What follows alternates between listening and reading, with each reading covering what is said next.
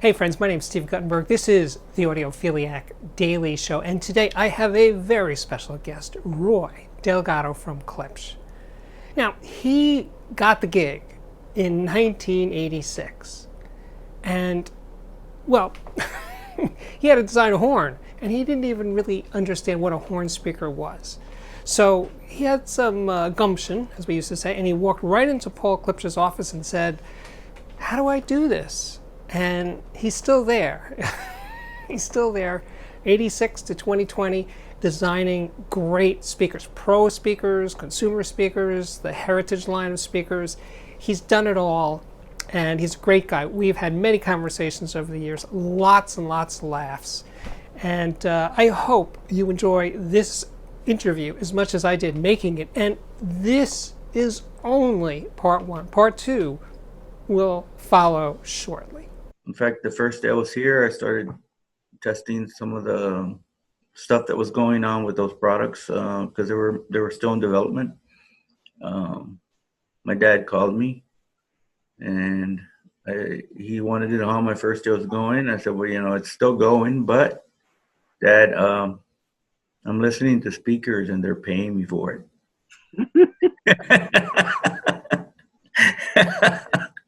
That's good. That's a good start. Yeah. But yeah, it was. I had.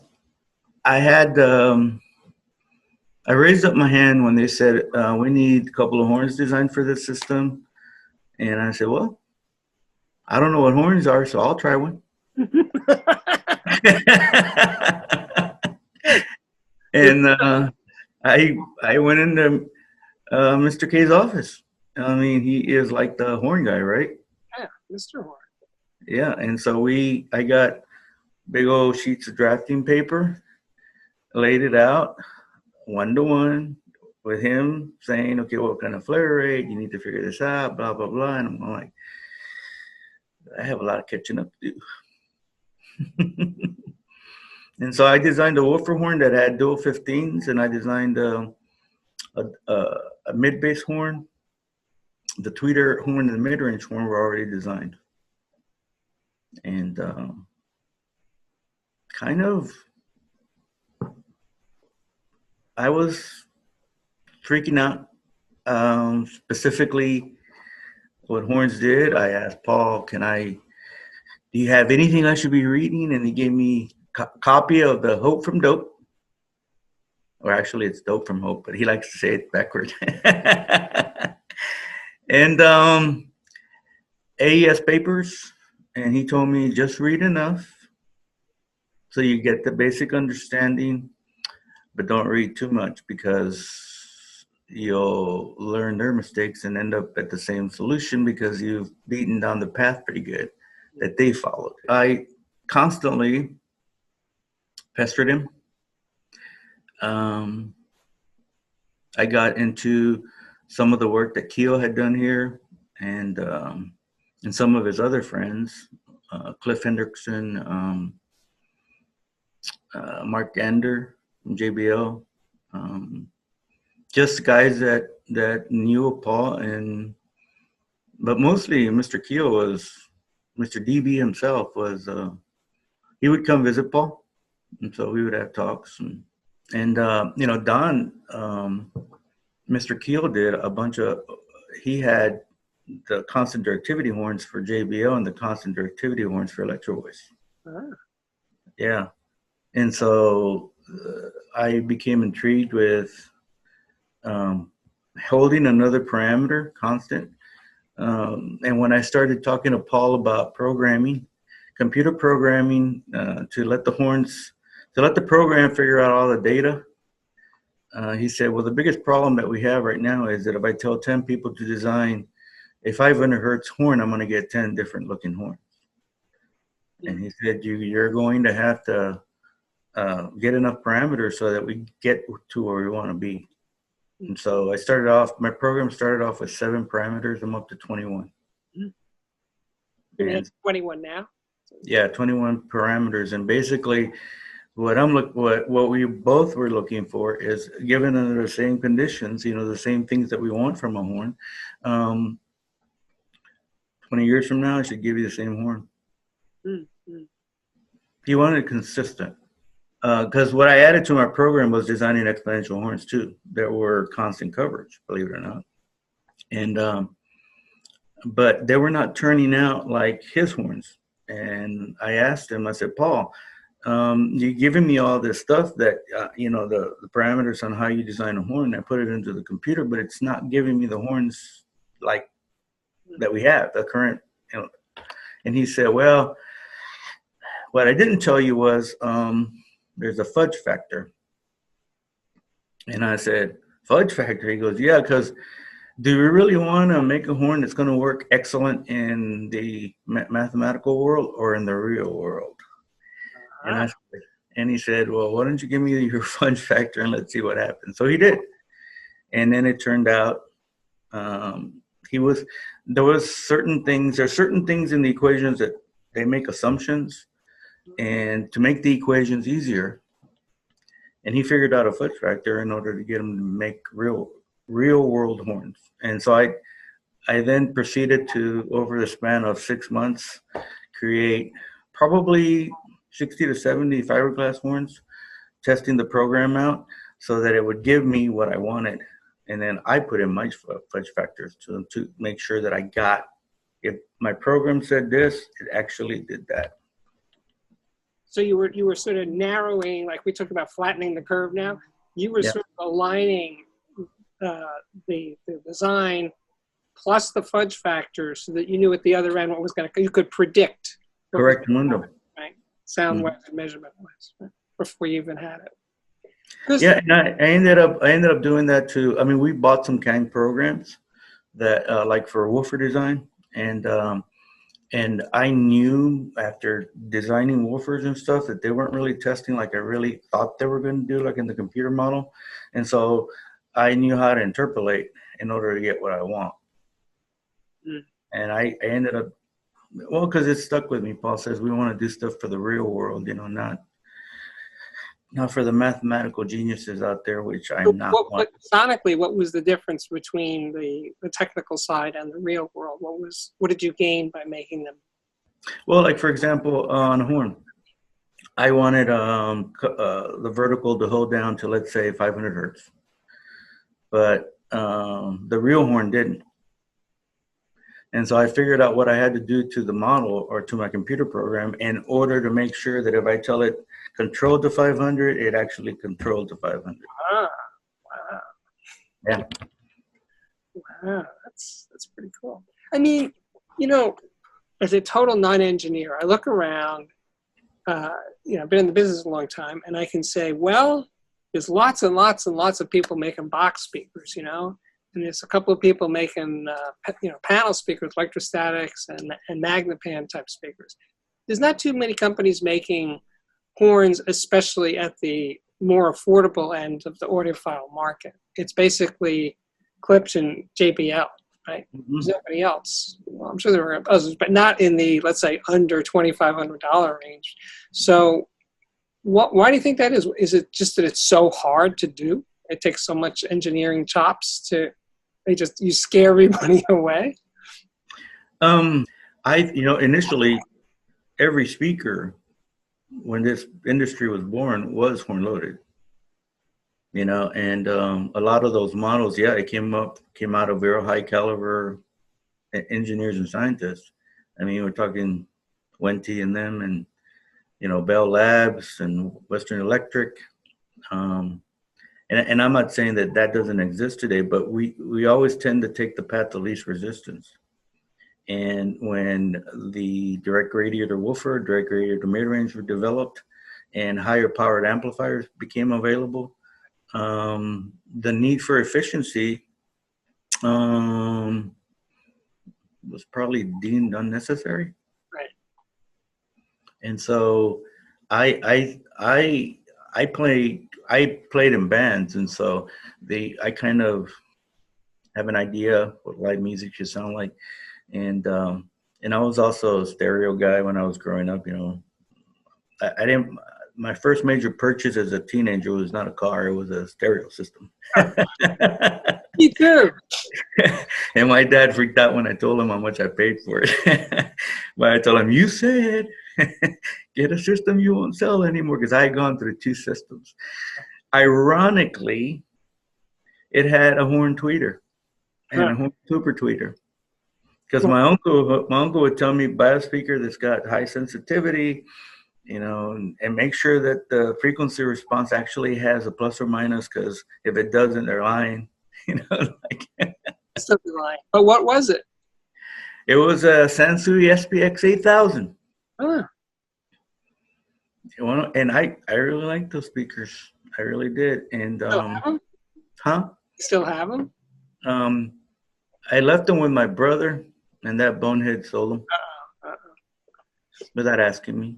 No, but I've actually looked for them, to see if anybody has a pair and stuff, because I'd like to get and see, like, these were my I guess it would be my training shoes. Yeah. Started you on the journey. Yeah, I did. I mean, I was out. My dad and my uncle, they would gather around the campfire with a couple of, cervecitas, and they would be jamming. And so I got into music because of them. And wow. And here you are. Yeah, and here I am. So, so do you have people who are coming in for a job, and you're the guy sitting behind the desk, and you're the Paul to them? I used to be that guy.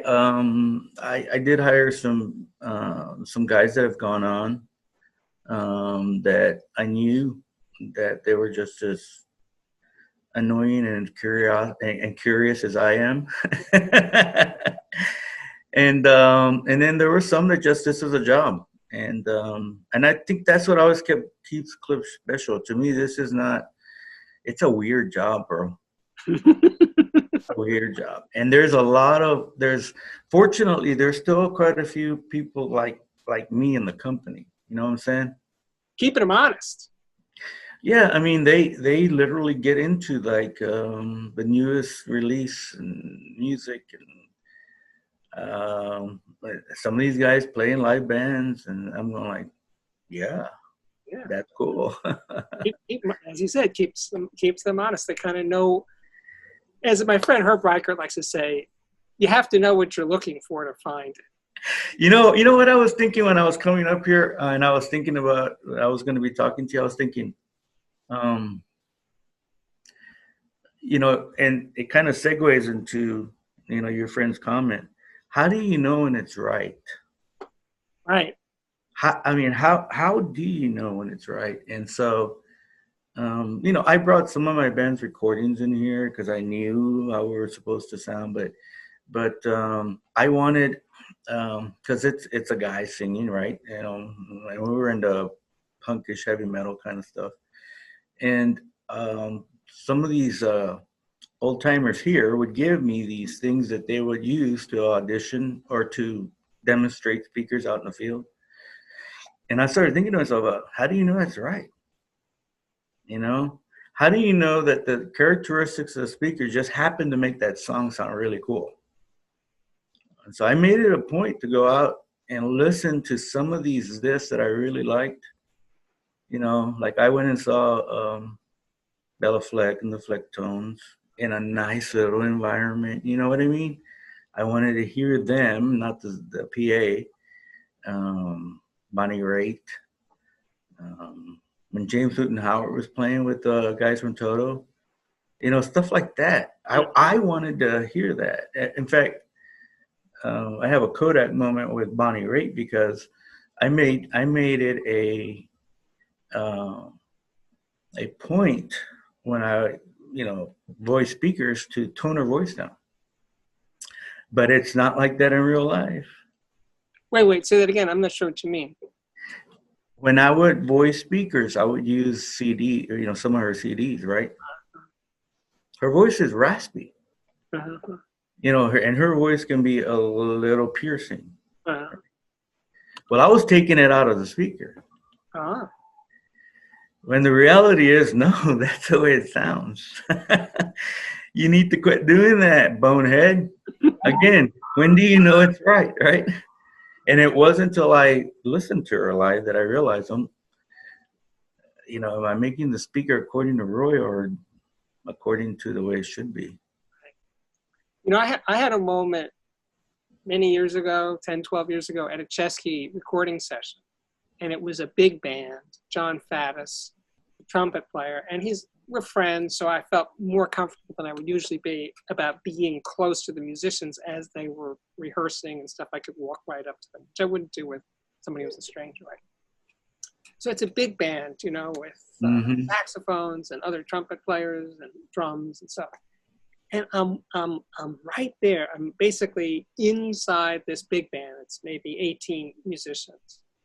And when I heard that from that perspective, I'm getting goosebumps, literally thinking about what the harmonics coming off these horns. Right. How beautiful, how complex it was.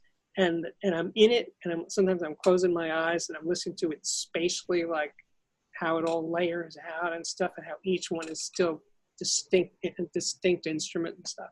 When I play that recording, it's called Remembrance. I was going to say when I remember what it's called. It's called Remembrances. I'll put a picture of that up on the screen now. And when I listen to that recording over speakers, now no speaker has ever truly nailed that feeling, but some definitely get closer. And not just because you're sitting on that chair on the other side of the Zoom conversation, but speakers tend to do horn instruments really well. So it does get me closer, but it's the complexity of the sound of all those instruments playing together and not just blending together, but when you're that close, when you're further away, they kind of blend together. But when you're right up close to them, which is where the microphone is after all, you really hear them as this, you hear them each one separately. And in terms of you have to know what you're looking for, that's one of the things that I'm looking for, among other things I could talk about, but that's certainly one of them. So. You're talking about the intricacies and trying to capture that. Well, imagine all that, what you just described, 18-piece band, right? Here's an 18-piece band, and there's a little diaphragm, maybe 2 inches, right? Moving, trying to create all those little intricacies, right? And the more velocity it has, the more it has to overcome itself and stop and start that little peak again. Oh, because that guy's next, and So I think that's why, you may have, power and amplifiers these days. I look at efficiency in a different way these days, and that is, if the diaphragm doesn't move very much, then it doesn't have to overcome its inertia, right? And it's a lot better able to track the input signal because it's not getting in its way so much. The velocity of that diaphragm moving back and forth is diminished. Interesting. Yeah, I interviewed John Atkinson from Stereophile.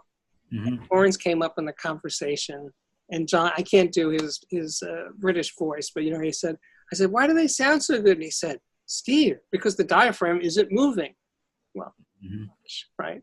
So John Atkinson, John and I have disagreements about measurements and all that, but in terms of why horns sound good, John said, because the diaphragm isn't moving very much. So he's actually said because the diaphragm isn't moving. He was exaggerating, obviously. It's moving just less. So anyway, so the 75th anniversary of the company's coming up, right?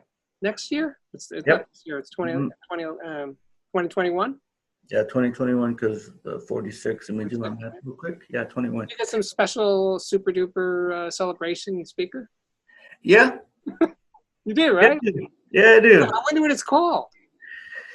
I don't know. What's the gift for 75 years? So wait, so the speaker behind you is the Jubilee, right? That's there. You see me pointing, but the speaker on the other side of you with the Paul over your shoulder, what's that? With Paul over my shoulder? Yeah. What is behind you there? What is that? Oh, the one on the bottom? Yeah. That's a heresy. Oh, that's a heresy. Okay. Yeah, it's a heresy. I'll show you some other secrets later. And when Paul died, we didn't pursue taking it into production, although we were getting ready to. Yeah, I mean, it became an underground product. And one of the things that I've always wanted is I wanted the Jubilee to actually be released on the consumer side. Oh, okay. For the 75th, I mean, what the plans are is to bring the Jubilee out for a 75th anniversary. Okay. and with all the tricks that I've learned up to this point.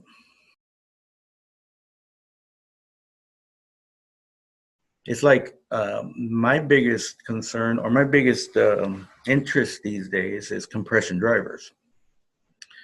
If I thought that the equations for horns were like, a little bit untrue, those for phasing plugs are even worse, bro. They make a lot of assumptions that just make the equations easier, but I don't care about the easy stuff. I just want it to work, right? And that's what I would tell Paul. Paul's like, he could dabble with those guys on the, the theory side, and he was a tinkerer. And I said, well, I can't be over here, so I'm going to be a tinkerer, Paul. And so, no, that's what I tinker, because I kept going back into the throat of the horn, blaming problems on the output of what I was getting on the horn, realizing that, oh no, this is the compression driver doing that. And so I kept saying, bad compression driver. We're gonna have to figure out what's wrong with your, what problems you have. Just lay down on the couch and tell me. So you do design the compression drivers? You're in-house? There are a lot of our compression drivers that we use have been designed by either me or my guys. Okay.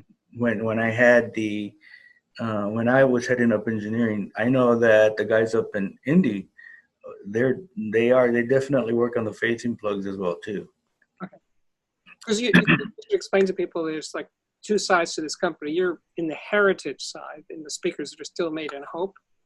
And then there's the rest of the company where the speakers are made, I'm sorry to say, in China, right? So it's kind of like a separation of powers, so to speak, right?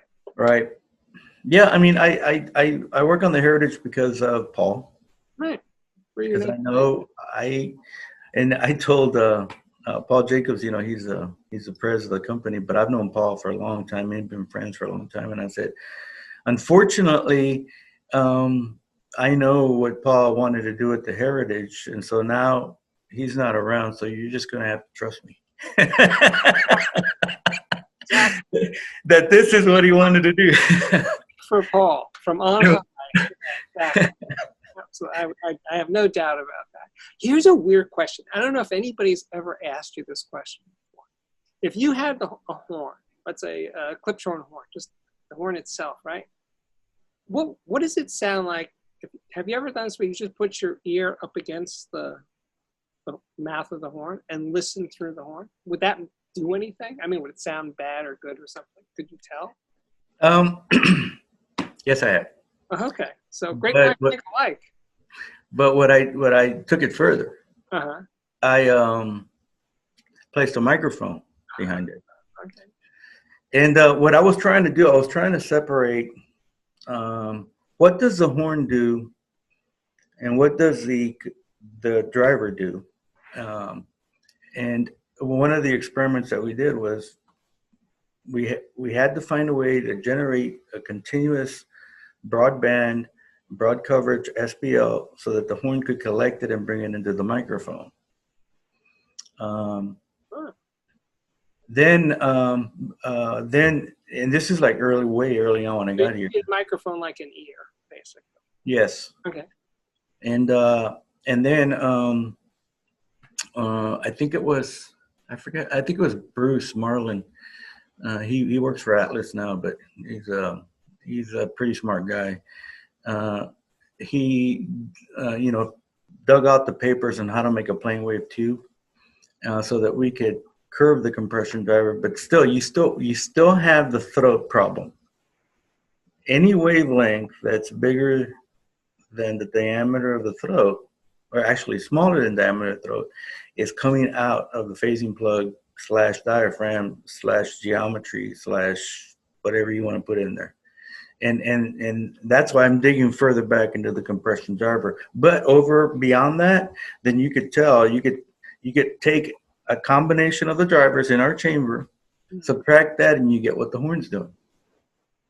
Because then that's the other thing I wanted to know is, I mean, if you think about it, people talk about it's an acoustic amplifier. Well, yeah, it is. What do we expect of an electric amplifier? We expect, a lot of people say gain, a straight wire with gain, right? Don't touch it though, but it's a straight wire with gain. And so I thought, well, shouldn't that be the goal of an acoustic horn too? Okay. And because it's just an impedance matcher, right? And depending on the coverage angles and stuff like that, you get more gain or less gain. And so that's why we went down those experiments. I wanted to know what the horn was doing. And if I could separate that and figure out what the horn was doing, then I could concentrate on the horn, and then I could concentrate on the compression driver. And then the compression driver broke out into its own pieces, which is, I've been working on that for quite a long time.